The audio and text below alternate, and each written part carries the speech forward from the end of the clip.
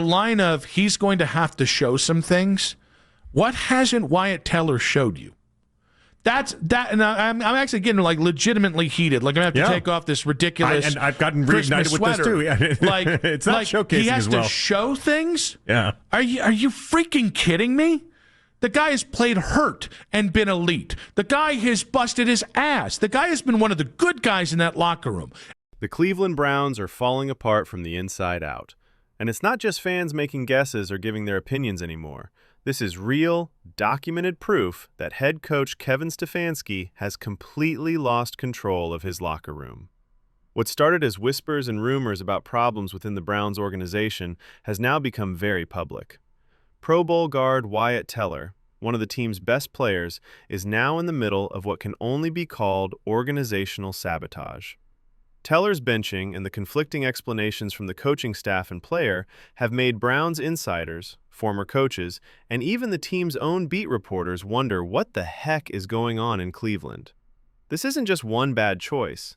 This is about a pattern of bad communication, dysfunction, and bad leadership that is making the Browns season go completely off the rails. Let's get to the bottom of this complete mess and figure out what's going on, and why it shows that Kevin Stefanski's time in Cleveland should be over.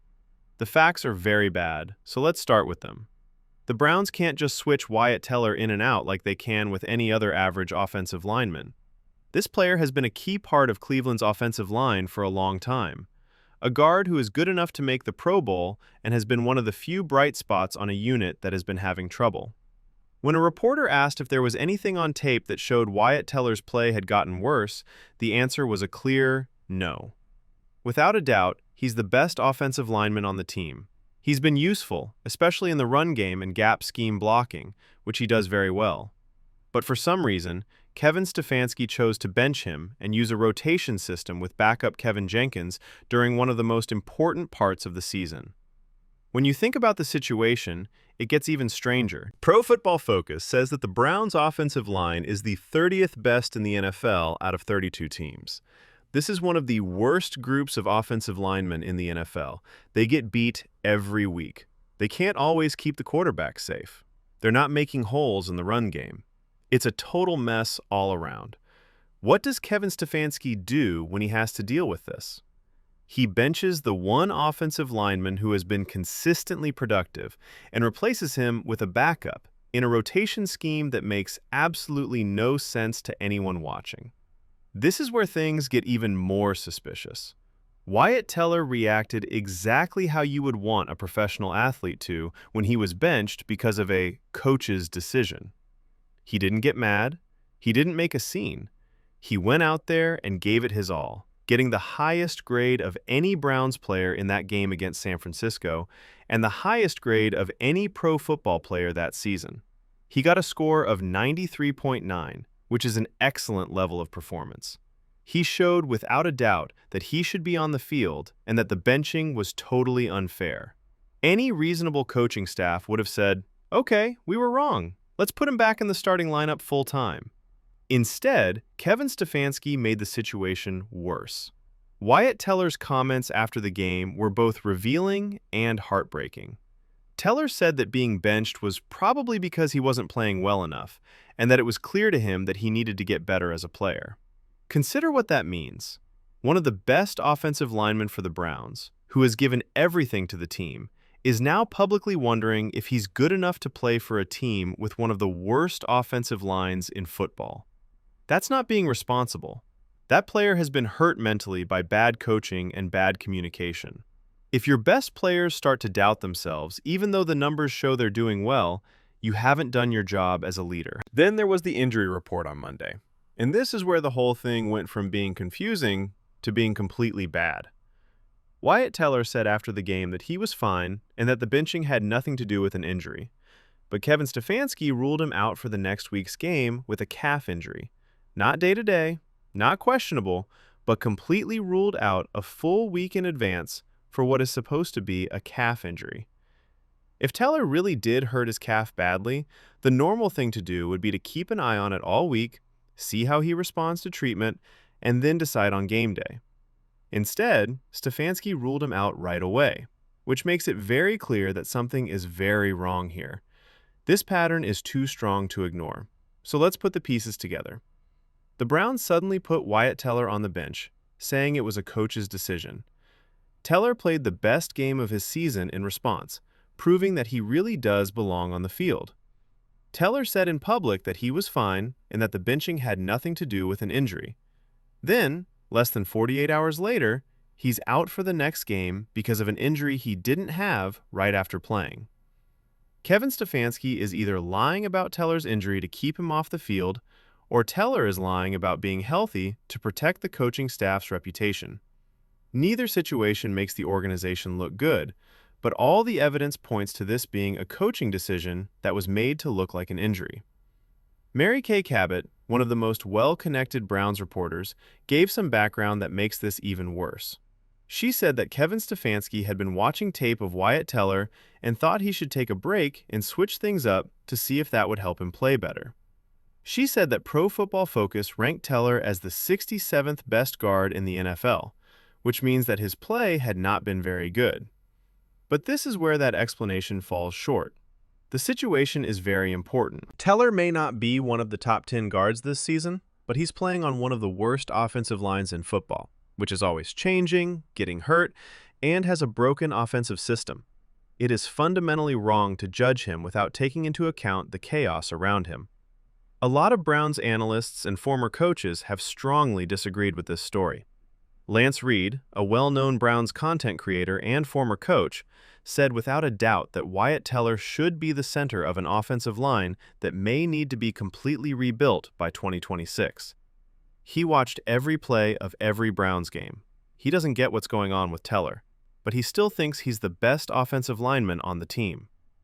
Another analyst said that even though coaches should be given the benefit of the doubt, the fact that Kevin Stefanski and Wyatt Teller don't agree on what they say is a huge problem. When there isn't alignment from the top down in a company, especially when things are hard, it shows how dysfunctional things really are. This is exactly what is going on in Cleveland right now. The lack of alignment goes far beyond just the Wyatt Teller case. This has been a constant theme since Kevin Stefanski became head coach of the Browns. Keep in mind how he dealt with Joe Flacco last season. Flacco came in, played well, and got the Browns into the playoffs. But then Stefanski made strange choices about how much time to play and how to run the offense that hurt their chances of winning. We saw how Dillon Gabriel was treated at first this season. He never got a real chance, even though he was a first-round pick. Then there was the Shedeur Sanders situation, where the team won't fully back their rookie quarterback even though he's shown flashes of talent in a tough spot. Now we're seeing veteran players like Wyatt Teller, who have been loyal and useful, get benched for no good reason. There is no denying the pattern. Kevin Stefanski makes choices that don't make sense based on how well the team plays, the stats, or even basic football logic. He doesn't always communicate clearly, which makes everyone on the team confused and unsure. He seems more interested in showing who's in charge and in control than in actually helping his best players do well. These are signs that a coach has lost the plot and is trying to stay relevant by making moves that get attention instead of moves that win football games. Let's talk about how this affects Shedeur Sanders, because it has to do with the dysfunction we're talking about. Sanders is a rookie quarterback making just his second or third start. He's trying to make a name for himself in the NFL while playing in one of the most dysfunctional offensive situations possible. Both offensive tackles were hurt and out when he first took over against Baltimore. He had to play with an offensive line that had been completely changed. After that, there have been injuries and changes to the offensive line in every game, including Wyatt Teller's strange benching. How is a new quarterback supposed to build chemistry and timing with his offensive line when the players change every week? It takes time and practice for a quarterback and his offensive linemen to trust each other. The quarterback needs to know exactly how much time he has to throw the ball before the defense gets to him. He needs to know how each lineman usually acts, how they talk to each other, and where they need help with protection calls. That only happens when we work together all the time. Kevin Stefanski is making it much harder for Shedeur Sanders to grow and do well by constantly changing and rotating the offensive line. This isn't just about one job. This is about making the most important part of the team, the offensive line that protects your franchise quarterback, unstable. The same thing is happening to Dylan Sampson, the rookie running back who looked good before he got hurt. To be successful, running backs need to know their offensive linemen and have consistent blocking schemes. The running game suffers a lot when you have to keep switching guards and dealing with injuries and changes in personnel. The Browns' running game has been inconsistent all season, even though they have good backs. The offensive line's problems are hurting everything else, including the quarterback, the running backs, and the receivers who don't have enough time to get open because the pocket collapses too quickly. All of it. Several analysts have given specific examples of how the offensive line has been having problems. Too many times, left tackle Cam Robinson has been pushed back 7 yards.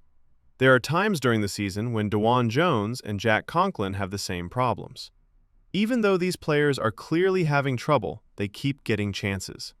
Wyatt Teller, who is the best offensive lineman on the team, gets benched and switched out. That lack of consistency and accountability is bad for a locker room. Players notice when the rules aren't followed the same way for everyone. For example, some players can have a bad game without getting in trouble, while others get benched even though they did well. This is even more worrying when you look at the bigger picture. No matter who is playing quarterback, the Browns have one of the worst offenses in the NFL this season.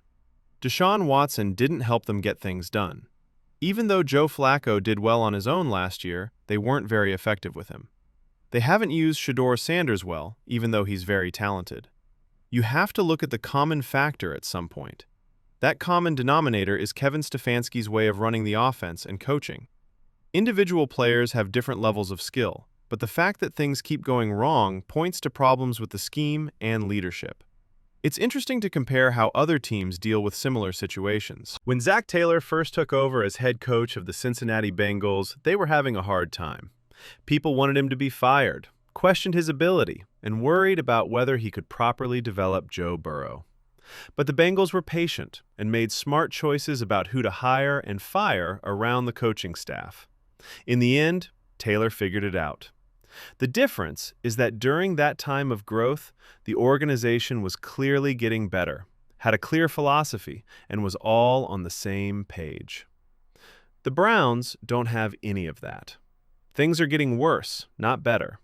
The philosophy changes every week, and as we've seen with the Wyatt Teller case, what coaches say and what players go through don't always match up. Wyatt Teller and Shedeur Sanders have a personal connection that adds another level to this story that should not be overlooked. Teller's wife posted pictures of Sanders and praised him, as well as pictures of the young quarterback. Pictures of Teller with Sanders' younger family members show that they have a real relationship and connection that goes beyond being teammates. Teller has been one of the older players who has publicly supported the younger players on the team, praising how they have grown and what they can do. He has been a good person to have in the locker room and is happy to be a mentor and leader. It was especially telling what Teller said about learning cadence with Shedeur Sanders. He said that he had only heard Sanders' cadence 2 or 3 times before the rookie became the starter. He knew it would take time to get that rhythm and communication going, but he was patient and hopeful about the process. This is the kind of veteran leadership that young quarterbacks really need. This is the kind of player you want to have around a rookie quarterback. Someone who knows that learning takes time, gives support and encouragement, and tries to build chemistry instead of getting angry or causing drama. So what does Kevin Stefanski do with this valuable veteran who is helping the team's young players? He puts him on the bench without giving a clear reason, which makes things confusing and unclear about his status. Then, under questionable injury circumstances, he rules him out of the next game. This is exactly how you would tell the locker room that being a good teammate and supporting young players doesn't matter. The optics are terrible, and they point to a coaching staff that has completely lost sight of what it takes to build a successful football team. This situation's timing is also strange, considering everything else going on with the Browns. This is the same week that Deshaun Watson was allowed to practice, which started a quarterback controversy that shouldn't have happened. This is during a time when the Browns can't make the playoffs and should be focusing on developing their young players and finding new talent for next season.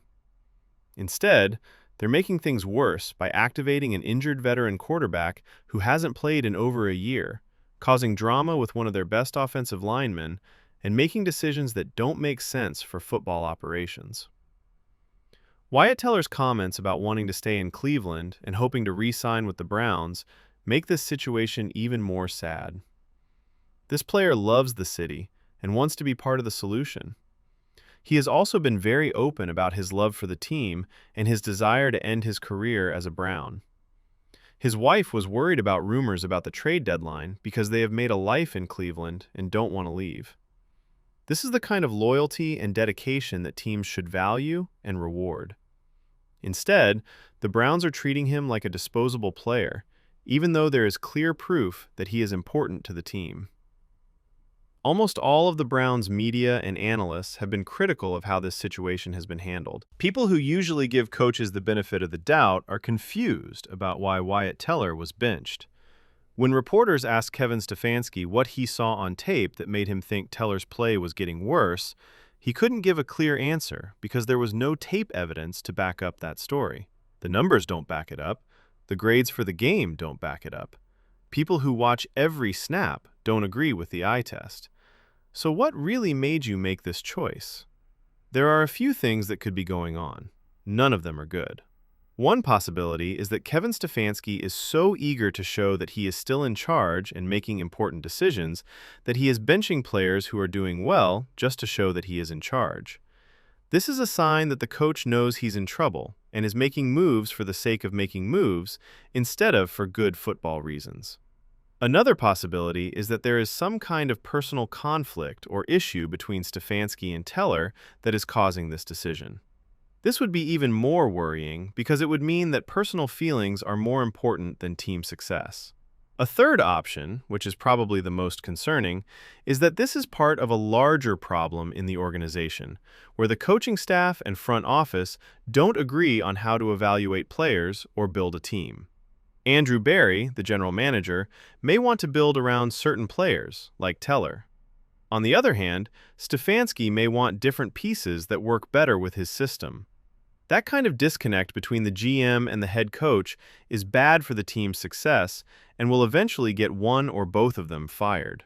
For the past 20 years, the Browns have been going through different regimes, but never finding stability. This situation makes it seem like they're about to start over again. There is no way to overstate how this will affect team morale. Players get scared and unsure when they see a respected veteran like Wyatt Teller get benched, even though he played well. Anyone can be benched if Teller can be benched. If stats and performance don't matter, what does? How are players supposed to know what they need to do to keep their jobs? This uncertainty is bad for performance because players stop playing aggressively to make plays and start playing to keep their spot. They don't trust their gut feelings. Instead of focusing on getting their work done, they keep looking over their shoulders. This kind of problem is especially bad for the offensive line because they work together as a team, and trust and communication are very important. Every player needs to know what their teammates are doing on every play. It takes perfect timing and coordination to block. When you keep changing players and making it unclear who is playing and why, that makes the team less cohesive. It's not surprising that the Browns' offensive line has had such a hard time this season. They've never been able to keep things going or get the kind of chemistry that great offensive lines need. It's hard to see how Kevin Stefanski will keep his job as Browns head coach after this season. The results on the field have been terrible. It's clear that the offensive system isn't working. Overall, player development has not been good. And now we can see in public that he's lost the locker room, that players and outside observers don't agree with his decisions, and that what he says and what happens don't match up. In any professional sports league, those are grounds for firing. The Browns can't afford to waste another year with coaches who are hurting their young players instead of helping them. The Wyatt Teller situation is a perfect example of how bad things are with the Browns right now. They have skilled players on their team. They have players who want to be there and who are willing to work hard to win. But the coaching staff's leadership and decision-making are so bad that they can't make the most of that talent or make it possible for players to do well.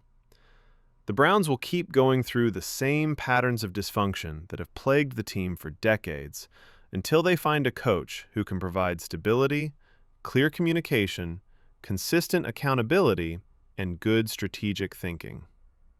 This situation should be especially concerning for Shedeur Sanders. He's trying to grow as a young quarterback in a place where the coaching staff can't even manage the offensive line well, where productive veteran players are benched for no reason, where things change from week to week, and where coaches and players don't talk to each other well enough that they publicly disagree about basic facts like injury status. This is not a good place for a quarterback to grow, and Sanders should think long and hard about whether he wants to spend his career in Cleveland if the Browns don't make big changes to their coaching staff and the way they do things. Players aren't being unprofessional or making drama in the locker room when they revolt against Kevin Stefanski. It's coming from real confusion and anger about choices that don't help the team win. You've lost credibility if respected analysts and former coaches are questioning your decisions, your best players are publicly disagreeing with your explanations, and there's a clear difference between what you say and what actually happens. And once a coach loses players' trust, it's very hard to get it back. The Browns need to face the facts and make the changes they need to make before they waste another year and hurt more young careers in the process. Please share your thoughts on this in the comments. This is a completely crazy situation. Do you think Kevin Stefanski has lost the Browns locker room? Was it right to bench Wyatt Teller? Is the calf injury real or just a way to keep him off the field? With all this chaos, how much longer can the Browns afford to keep Stefanski as head coach? If you think Cleveland needs to get rid of everyone and start over with new coaches, hit that like button. And make sure you subscribe and turn on notifications because this isn't over yet and there will be a lot more news to cover. Until next time, stay locked in, keep asking why organizations aren't doing their jobs well, and never stop holding coaches accountable when they don't do their jobs well.